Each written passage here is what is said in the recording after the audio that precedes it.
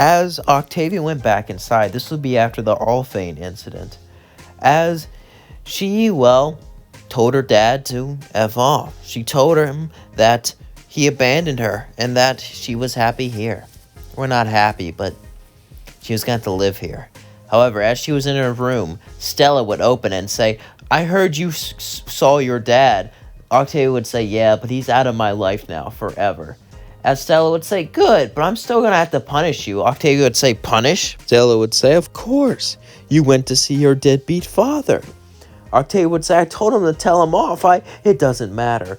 You're stuck in your room now. As Stella would then take away Octavia's tablet and phone, as she would shut the door and lock it. Octavia would start to cry as she just stood there, as she sighed. Stella would bring food and water to her room every once in a while.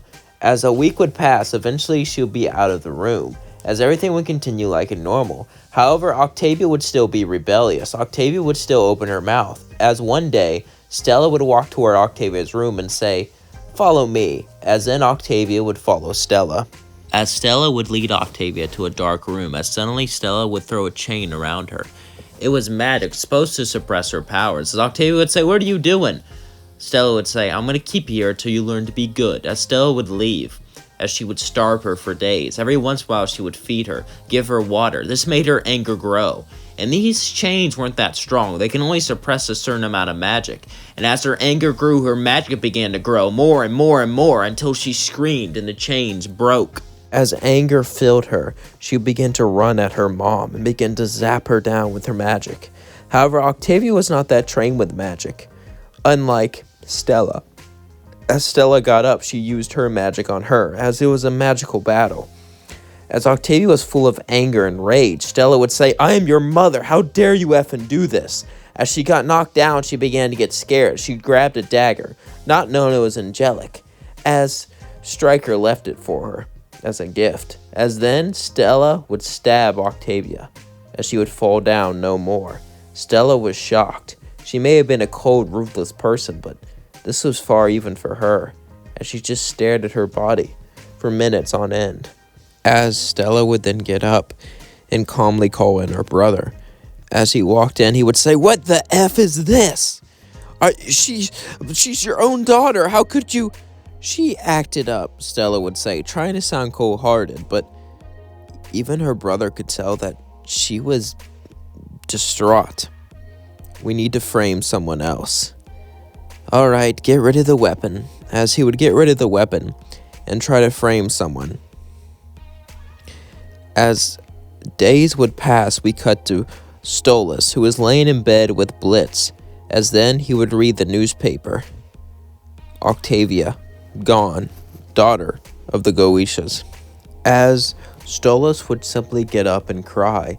As he would cry loudly, Blitz would wake up and say, what's wrong? As Stolas would say, he would throw down the newspaper and begin to run off. As Blitz would read it, he would say, oh. As he would look down sad, not knowing what to do. As Stolas would begin to walk around. He didn't know how this happened. He figured it wasn't Stella. After all, she cared about her in her own way somewhat. And, after everything that was going on, it couldn't be her. She got everything she wanted. As Stolas would have to figure out who, though, but he had no money left. He couldn't hire anyone to investigate. But then he had an idea. As he sighed, as he called someone important. As then we cut to Stella. As Stella was laying down in her bed all alone, Stolas was gone. Octavia was gone. Octavia was a byproduct of a marriage she didn't want, but she was very useful as a tool. That's why Stella liked her. At least that's what she kept telling herself, but it didn't feel the same without her. As Stella would go to her room without her in it. Stella would simply stare at the bed without Octavia. As well, she would start to have memories of her growing up, memories of her as a baby. As she continued to look at it, she would say, good night, Octavia, forever. As then she went to her room and went to bed.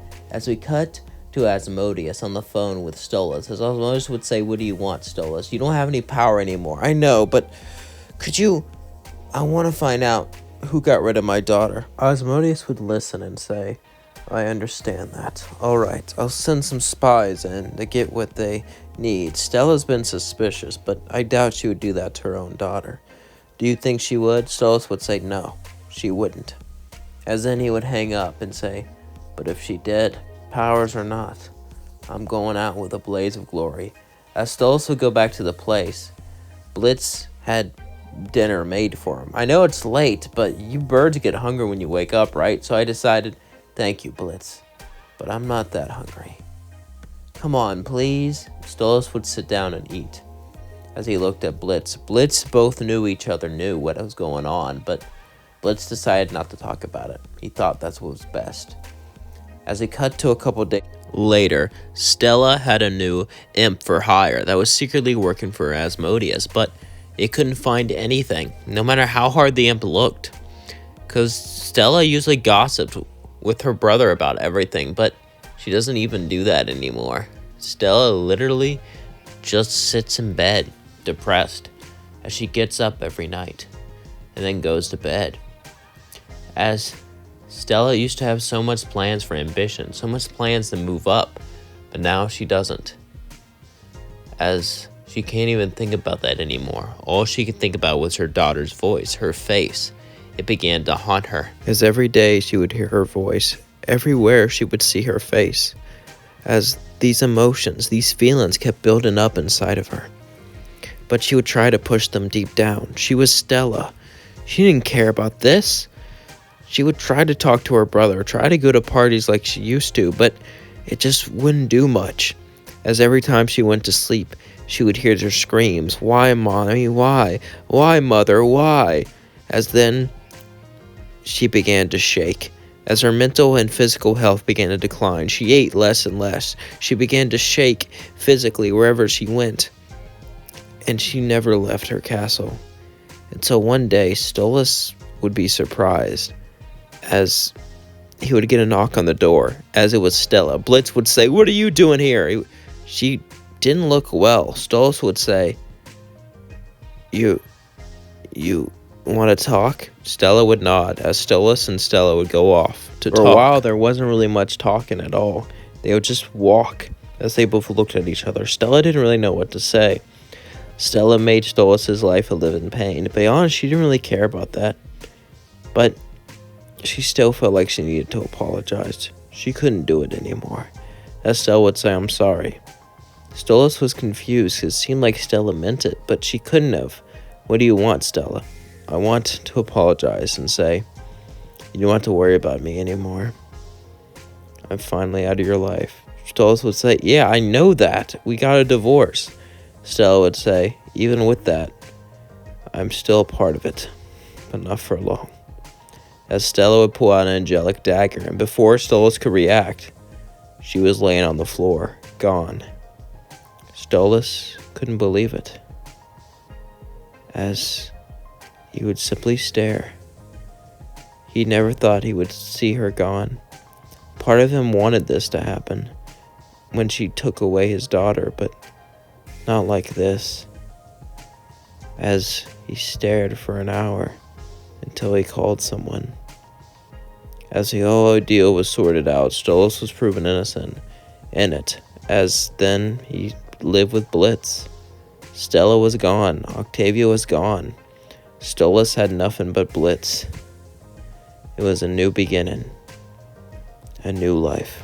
Alright, that's where I'm going to leave things off. Don't forget to like, comment, subscribe, and share with all your friends. Hope you enjoyed this video. I know I enjoyed it. It's just, yeah. Not really the whole, why'd I go that route? I don't know. It just, I don't really make scripts when I'm recording. I just kind of think of things and go through it. If I mess up, I redo it. It's kind of like this whole process. So, that was interesting. I feel bad laughing after all that, but yeah. I wanted more of an emotional story. So, yeah, I guess, I don't know. I guess I just made it more sad. I don't know what to say to what I just made. I'm not gonna.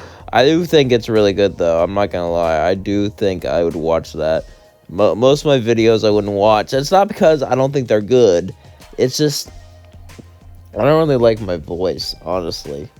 One time a guy was like, hey, you should write down these ideas. So when you get older, you can actually make them and sound good. Like, he thought, and I texted him, like, I'm in my early 20s. He's like, oh, like he thought I was a little kid because of my voice. And after that, I was like, okay, that's fun. I don't know. Do I really sound that young to you all? Like, do I sound young at all? Be honest. How old? Okay. Pretend I didn't tell you that. Pretend I didn't tell you what age range I was in. If just hear my voice, what age do you think I would be? Be honest. All right. Now that's out of the way. I love you all so much. Thank you for coming here. Thank you for supporting me.